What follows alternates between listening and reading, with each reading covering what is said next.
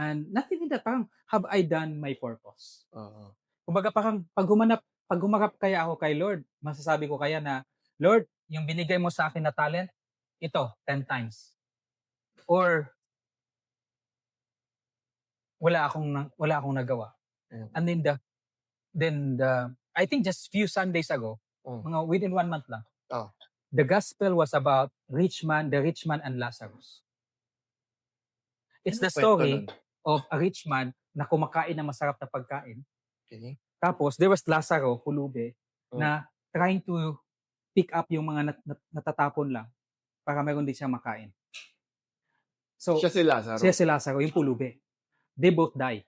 Okey. The story was when they both die, and when pagdating dun sa afterlife, the rich man is going to hell, Lazarus is going to heaven kay Abraham. And Oh, then the rich man asked, "Bakit?" okey. Then sabi ni Abraham, "It's because you have not done to the little ones what you could have done." Okey. So it's more of, we call it in our faith, omission.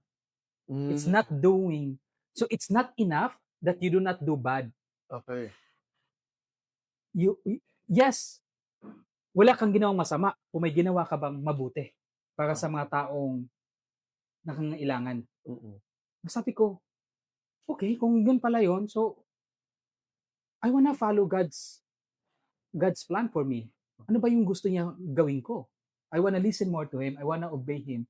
And for the longest time, He'd been trying to, I've been always running away from, alam mo, pang mayroon kang, my sister put its best eh. Ang Ah, term pala nun is holy discomfort. holy discomfort. Ano ibig sabihin nun? Hindi ka comfortable because alam ko na mayroon akong hindi pa ginagawa na I should be doing. Na parang it's like something that's embedded in my heart na hindi ko pa ginagawa. And you will only be at peace when you start going through that. Hmm, So it's more of, it's God putting that there. And when God puts you a dream, oo, He gives you the talent that comes with it. okey. So it's about, now the question is, are we going to use the talent to accomplish that? And it's always about other people. Okey. So when I look at, okay, so now when I look at, if I wa- if I really want to get involved, Oh, sino yung, is it really God's will for me? Then I look at the people of the Bible, paano? whether it's David, Solomon, Hmm. Moses, all of them are very political. In fact, So you have plans going political? not necessarily. But I'm not sure if you have heard this before. Okey. I'm not sure if you have heard this Ah, before sa CA, di ba? okey. Parang open ako na parang, gusto ko mag-enter sa politics, parang gusto ko maging Okey. president, at Okey, that time, okey. presidente ng Pilipinas. Okey.